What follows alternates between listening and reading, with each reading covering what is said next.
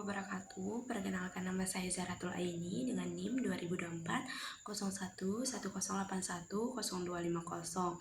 Di sini saya akan menjelaskan atau mempresentasikan mading saya yang berjudul tentang belajar lebih bermakna dengan teori kognitif dan teori konstruktivisme. Baik, di sini saya akan menerangkan teori belajar kognitif terlebih dahulu. Adapun pengertian dari teori belajar kognitif yaitu teori belajar kognitif menekankan bahwa belajar adalah proses aktif mengelola informasi dalam pikiran, bukan sekedar hanya menghafal. Adapun tokoh-tokoh utama di dalam teori belajar kognitif yaitu ada tokoh pertama, Jean Piaget. Perkembangan kognitif anak melalui tahapan sensori motor, pra-operasional, operasional konkret, dan operasional formal. Adapun tokoh kedua yaitu menerangkan bahwa Jerome Brunder menerangkan bahwa belajar melalui presentasi, efektif, ikonik, dan simbolik. Ciri-ciri dari teori belajar kognitif yaitu siswa berperan aktif. 2. Pengetahuan dihubungkan dengan pengalaman. 3. Belajar dengan memahami, bukan sekedar mengingat.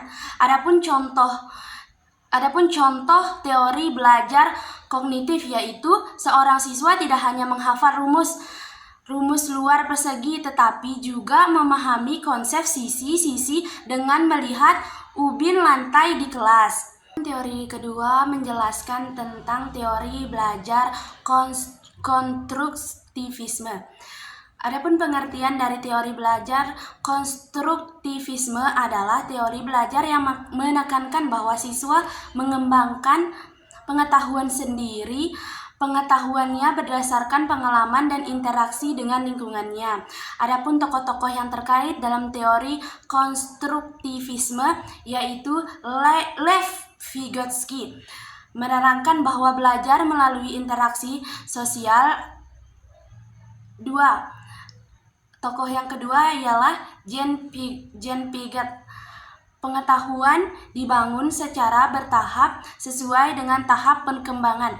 Ciri-ciri yang terkandung dalam teori konstruktivisme: guru sebagai fasilitator, bukan pusat belajar. 2. Siswa aktif mencari, menemukan, dan mengembangkan makna. 3. Kolaborasi dan diskusi sangat penting. Adapun contoh-contoh dari teori konstruktivisme yaitu guru memberi masalah bagaimana cara menghemat listrik di sekolah. Siswa berdiskusi, mencoba, lalu mengemukakan solusi sendiri. Baik, selanjutnya saya akan menjelaskan tentang perbandingan singkat dari kedua materi tersebut, yaitu materi tentang kognitif dan materi tentang konstruktivisme.